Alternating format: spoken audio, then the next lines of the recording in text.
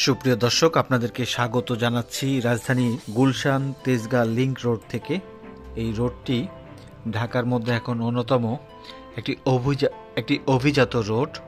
এখানে অনেকগুলি সুউচ্চ ভবন রয়েছে। পাশাপাশি এই রোডটিতে সবচেয়ে লাক্সারিয়াস যে অটোমোবাইল অর্থাৎ গাড়ির যে শোরুমগুলো আছে, BMW, মার্সিডিস, রেঞ্জ রোভার, এ ধরনের শোরুমগুলো এখানে আছে। আস্তে আস্তে এই জায়গাটি ঢাকায় বেশ সুনাম কুড়িয়েছে। তো আমরা আজকে আপনাদেরকে তেজগাঁ গুলশান লিংক রোডের এখান থেকে শুরু করে পল্টন মোড় পর্যন্ত ঢাকার দুপাশের দৃশ্য দেখাবো। আমরা এখন গুলশান লিংক রোড ধরে তেজগাঁর দিকে যাচ্ছি, তেজগাঁ হয়ে মগবাজার দিয়ে যাব। তো আপনারা দেখতে পাচ্ছেন হাতের বামে এখন সবচেয়ে সুউচ্চ ভবন, এটি ঢাকার মধ্যে এখন সবচেয়ে আলোচিত ভবন।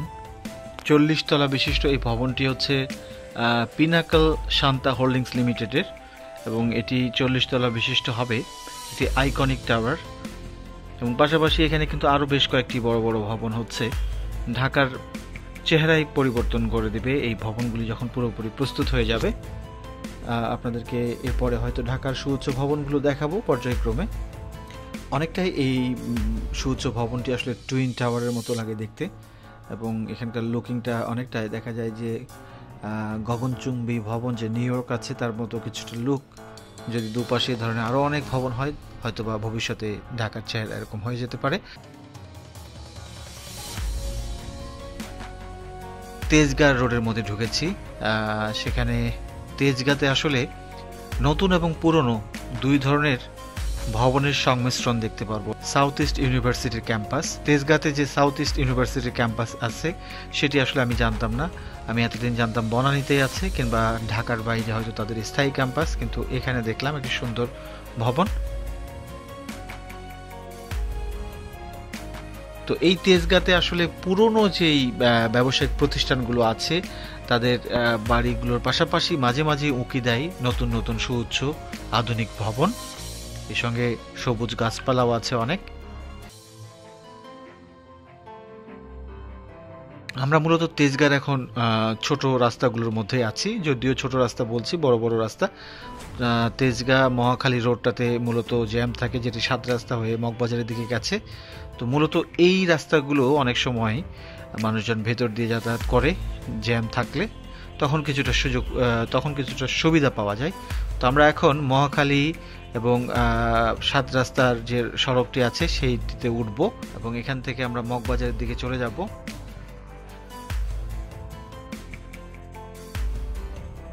এই রাস্তাটি আসলে ঢাকার একটি পুরনো রাস্তা। এখন ঢাকায় যেভাবে রাস্তাগুলোর উন্নয়ন ঘটেছে, বিভিন্ন ধরনের অবকাঠামো তৈরি হয়েছে, flyover, elevated expressway, metro rail, তবে এই রাস্তাটি আসলে এই সুযোগ সুবিধাগুলো সেভাবে পায়নি।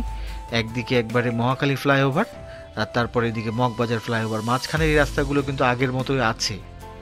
এবং মজার বিষয় হচ্ছে এই তেজগাঁ রোড দিয়ে আপনারা যখন যাবেন তখন এখানে আপনারা একটি জিনিস খেয়াল করবেন যে এখানে আপনাদের নাকে খুব সুন্দর একটি ঘ্রাণ আসবে বিস্কিটের, তাহলে বুঝবেন যে সেটি হচ্ছে নাবিস্কো মোড়।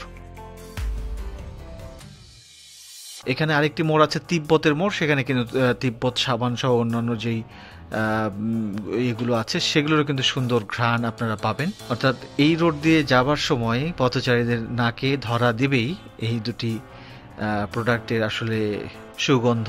যাই, বিশেষ করে আমরা এখন দুপুরবেলা যাচ্ছি, এই জন্য রাস্তাটি খালি পাচ্ছি, বাট এটি কিন্তু পিক আওয়ারগুলোতে বেশ রাস্তায় গাড়ির চাপ থাকে। ও ঢাকার লাইফলাইন, ঢাকার শিল্প কারখানা এলাকা প্রথম প্রতিষ্ঠিত হয়েছিল এই তেজগাঁর দিকেই, যে কারণে তেজগাঁ একটি বাণিজ্যিক এলাকা। আমরা তিব্বত মোড় পার হয়ে যাচ্ছি এবং এখানে কিন্তু মাঝে মাঝে দু একটি বড় বড় ভবন তৈরির কাজ চলছে। এই রাস্তাটিতে আসলে সরকারি অনেকগুলো ভবন রয়েছে, সরকারি অফিস রয়েছে, বিজি প্রেস রয়েছে, বাংলাদেশ টেক্সটাইল ইউনিভার্সিটি বুটেক্স সেটিও আছে, তেজগাঁ পলিটেকনিক্যাল ইনস্টিটিউট সেটিও আছে। এই ধরনের বিভিন্ন প্রশিক্ষা প্রতিষ্ঠানও এখানে আছে রাস্তার পাশেই। আর এই জায়গাটির আসলে লুকিংটা পরিবর্তন হয়নি। বিজি প্রেস ডান পাশে আপনারা দেখতে পাচ্ছেন। তারপরে আমরা এখন তেজগাঁ 7 রাস্তা মোড়ের দিকে চলে যাব এবং এই জায়গাগুলো আসলে আপনারা হয়তো দেশের বাইরে থেকে যারা দেখছেন তাদের জন্য মূলত ঢাকা শহরের স্ট্রিট ভিউগুলো আমি মাঝে মাঝে দেখাচ্ছি। পর্যায়ক্রমে কিন্তু আমি যখন যেদিকে যাব সেদিকে আসলে আপনাদেরকে এভাবে দেখানোর চেষ্টা করব। আমার সম্মানিত দর্শক একজন যাত্রাবাড়ি থেকে কাঁচপুর পর্যন্ত এবং আবদুল্লাপুর থেকে গাজীপুর পর্যন্ত দৃশ্য দেখানোর অনুরোধ করেছেন। আমি আপনার কমেন্টগুলো দেখেছি, ইনশাআল্লাহ এগুলো সবগুলো আপনারা পর্যায়ক্রমে পাবেন।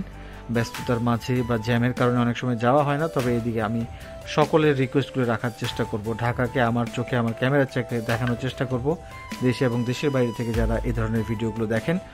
তো আমি আপনাদেরকে যে রিকোয়েস্টটি বারবারই করি সেটি হচ্ছে যে আমার চ্যানেলে আপনারা অনেকে আছেন শুভাকাঙ্ক্ষী সাবস্ক্রাইবার, এছাড়াও নতুন নতুন দর্শকও এসে দেখেন বা দেখছেন। তো তাদের প্রতি অনুরোধ জানাবো যে কেউ যদি এখন পর্যন্ত আমার চ্যানেলটি সাবস্ক্রাইব না করে থাকেন, অনুগ্রহ করে সাবস্ক্রাইব করে পাশে থাকবেন এবং লাইক কমেন্ট শেয়ার করে আপনারা আপনাদের অনুভূতিগুলো ব্যক্ত করবেন। আমরা তেজগাঁ 7 রাস্তা মোড়ে চলে এসেছি। এখানে কিন্তু কিছুটা রাস্তার কাজ চলছে এবং এই যে ফ্লাইওভারটি শুরু হয়েছে মগবাজার ফ্লাইওভার, এর নিচের পিলারগুলোতে কিন্তু বিভিন্ন ধরনের চিত্রাঙ্কন করা হয়েছে।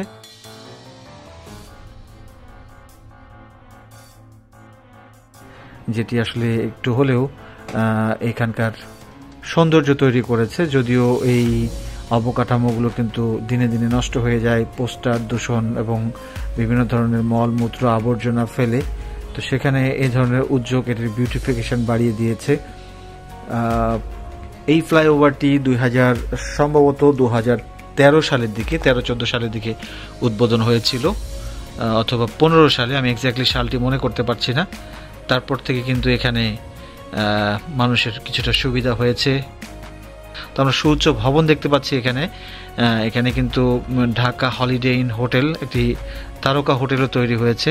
ডান পাশে কারওয়ান বাজার এবং বাম পাশে হাতির ঝিল আপনারা দেখছেন। তার উপর দিয়ে আমরা যাচ্ছি মগবাজারের দিকে। আমরা আপনাদেরকে আরেকটি বিষয় দেখাবো। আপনারা দেখতে পাচ্ছেন মগবাজারের উপরেই আরেকটি ফ্লাইওভার, অর্থাৎ এলিভেটেড সড়ক। এটি হচ্ছে ঢাকা এলিভেটেড এক্সপ্রেসওয়ে। দেখছেন যে বিশাল এবং সুপ্রশস্ত মূল যেই লাইনটি আছে এলিভেটেড এক্সপ্রেসওয়ে, সেটির কাজ এগিয়ে গেছে মালিবাগের দিকে। আমরা এর আগের ভিডিওতে দেখিয়েছি এবং নিয়মিতই আপনাদেরকে আপডেটগুলো দেই। এবং এই ফ্লাইওভারটি এখন চলে যাবে আসলে ডিএমপি হেডকোয়ার্টার যেদিকে আছে সেদিকে, এবং বাম পাশ দিয়ে চলে যাওয়া যায় মালিবাগের দিকে। আর এই ফ্লাইওভারের উপরে আরেকটি ফ্লাইওভার, এটি আসলে বাংলা মোটরের থেকে এসেছে। এই দুটি ফ্লাইওভার এগুলো আসলে সেই সময়ের জন্য খুবই প্রয়োজনীয় ছিল, তবে দিনে দিনে যেহেতু যানবাহন বাড়ছে, গাড়ি বাড়ছে, এগুলোর গুরুত্ব কিন্তু কিছুটা কমে যাচ্ছে। আমরা ফ্লাইওভার শেষ করে এখন চলে এসেছি রমনা অংশের দিকে। এখানে পর্যায়ক্রমে বেশ কিছু প্রতিষ্ঠান আছে, অফিস আছে সরকারি, সেগুলো, এবং এই জায়গাটি আসলে ঢাকার লাইফ লাইন বলা চলে। দেখেন কত সবুজ, ঘন সবুজ, বড় বড় গাছপালা। ঢাকা শহরে সবচেয়ে বেশি গাছপালা এই জায়গাটিতে দেখা যায়। এখান থেকে শুরু করে রমনা পার্ক, সোহরাওয়ার্দী উদ্যানের পাশেও কিছু কিছু গাছ আছে এবং এই জায়গাটিতে শীতল ছায়া এবং সবুজ সবকিছু মিলে একটি অন্যরকম পরিবেশ তৈরি করে। আমরা ডিএমপি হেডকোয়ার্টার ডান পাশে দেখতে পাচ্ছি, যদিও ভালোভাবে আপনাদেরকে রানিং অবস্থা দেখাতে পাচ্ছি না, রোডটি দেখাচ্ছি। এরপরে অফিসার্স ক্লাব। নিশ্চয়ই যারা দেশের বাইরে থেকে দেখছেন, যারা ঢাকায় অনেকদিন থেকেছেন, তাদেরকে হয়তো দেখতে ভালো লাগবে। যারা অনেকদিন বাংলাদেশে আসেননি, এছাড়াও ঢাকার বাইরে থেকে যারা দেখছেন তাদেরকেও ভালো লাগবে। আর যারা ঢাকায় নিয়মিত চলাচল করেন তারা তো দেখেনি। অ্যাকচুয়ালি যারা ঢাকাকে মিস করেন, যাদের প্রতি যারা এই ঢাকা শহরের প্রতি যাদের মায়া মমতা ভালোবাসা তৈরি হয়েছে, তাদেরকে আসলে ডেডিকেট করে এই ভিডিওটি করেছি। আর যারা নতুন দেখছেন তাদেরকেও আশা করি ভালো লাগবে। যারা ঢাকায় এখনো আসেননি তারাও ঢাকায় ঘুরতে পারেন, তবে ঢাকায় ঘোরার সময় অবশ্যই সাবধানতা অবলম্বন করবেন। এখানে যানজট আছে, এখানে এখন অনেক ধরনের সমস্যায় আছে, তারপরেও কিন্তু আমরা ঢাকায় চলছি, ফিরছি, ঘুরছি। আমরা একবারে কাকরাইল মোড়ে চলে এসেছি। কাকরাইল মোড়ের ডান পাশ দিয়ে চলে যাওয়া যায় মৎস্য ভবনের দিকে, বাম পাশ দিয়ে চলে যাওয়া যায় এবং নয়াপল্টনের দিকে এবং মালিবাগের দিকেও যাওয়া যায়।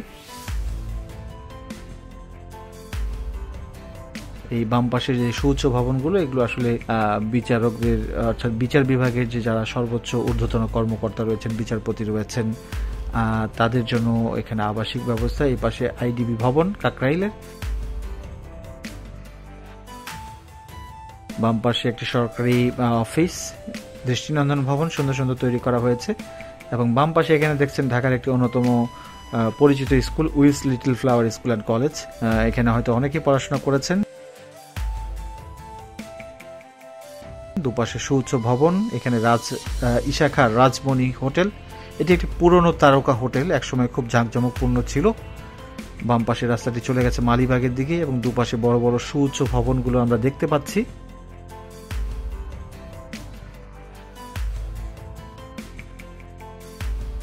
এই জায়গাটি আসলে এখন দেখা যায় যে বেশ কিছু বড় বড় সুউচ্চ ভবন এই জায়গাটি পরিবর্তন করেছে। আঞ্জুমান মফিদুল যে একটি সংস্থা আছে, সেই সংস্থারও একটি সুউচ্চ নতুন ভবন তৈরি হয়েছে, সম্ভবত রিসেন্টলি তৈরি হয়েছে, অনেকদিন এদিকে আসা হয় না। দেখছি ভালোই লাগছে, ঢাকায় বড় বড় সুন্দর সুন্দর ভবন দেখতে ভালোই লাগে। তো আমরা এখন যে মোড়টিতে আছি, এই মোড় থেকে আমরা ডান দিকে যাব পুরানো পল্টনের দিকে, পুরানো পল্টন মোড়ের দিকে, এবং সোজা চলে গেছে নয়া পল্টন আরামবাগের দিকে। এখানেও বেশ কিছু বড় বড় গগনচুম্বী ভবন তৈরি হয়েছে এবং কিছু কিছু হচ্ছে। এখান থেকে পুরানো পল্টন মোড় পর্যন্ত হাতের দুই পাশেই বেশ কিছু বড় বড় সুউচ্চ ভবন দেখা যায়। তো কেমন লাগছে প্রিয় দর্শক রাজধানী ঢাকা শহর? আপনারা জানাবেন আপনাদের অনুভূতি। দেশের বিভিন্ন ধরনের যে মেগা প্রকল্পগুলো রয়েছে তার পাশাপাশি ঢাকা শহরকেও আপনাদেরকে দেখাচ্ছি, মাঝে মাঝে এভাবে ভিডিওগুলো দেখাবো। আশা করি ভালো লাগবে আপনাদেরকে। দেখছেন বড় বড় অনেকগুলো ভবন এখানে আছে। এখানে 71 হোটেল বিল্ডিং, দৃষ্টিনন্দন বিল্ডিং, এগুলো অবশ্য বেশ কয়েক বছর আগে হয়েছে, বাট সুন্দর সুন্দর ভবনগুলো এখনো তার সৌন্দর্য ধরে রেখেছে। ফার্স নামে, ফার্স হোটেল কি জানি নামটি আসলে এখন মনে পড়ছে না আমার। যাই হোক, একসময় এই জায়গাগুলোতে খুব আসা যাওয়া ছিল। যাই হোক, আমরা আজকে পুরো ভ্রমণটি খুব সুন্দরভাবে করলাম এবং সেভাবে কিন্তু যানজট আমরা দেখতে পেলাম না। কোনো জায়গায় সিগন্যালে দাঁড়িয়েও থাকতে হয়নি, মোটরসাইকেল নিয়ে যেভাবে আমরা ঘুরে ঘুরে দেখলাম। দেখছেন দুপাশের বড় বড় ভবন। এই বিল্ডিংয়ে দিগন্ত টেলিভিশনের অফিস আছে। একসময় দিগন্ত টেলিভিশন ছিল, বাট এখন তাদের ট্রান্সমিশনটি অফ আছে। আশা করি এখন হয়তো তারা আবারও তাদের ট্রান্সমিশন ফিরে পাবেন হয়তোবা। ফার্স্ট হোটেল আসলে এই বিল্ডিংটাতে, আগে আমি বলেছিলাম এই জায়গায় নয়।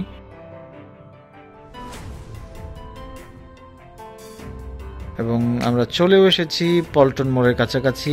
সামনে দেখতে পাচ্ছি আমাদের মেট্রো লাইন, যেটি মতিঝিলের দিকে গেছে বাম পাশে, এবং ডান পাশে সচিবালয় স্টেশন। আমরা বাম পাশে চলে যাব বাইতুল মোকাররমের দিকে।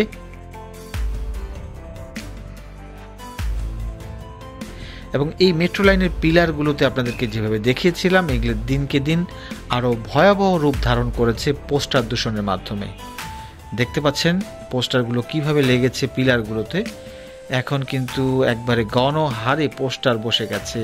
ডিভাইডারগুলো ময়লা আবর্জনা নোংরা হয়েছে। ঢাকা শহর আসলে গার্বেজের শহরে পরিণত হচ্ছে যদি আমরা দায়িত্বশীল না হই।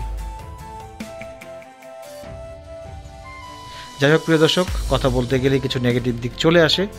যাই হোক, আমাদের কিন্তু মোটামুটি ভ্রমণটি শেষই হয়ে এসেছে। আমরা বাইতুল মোকাররমের এখানে চলে এসেছি।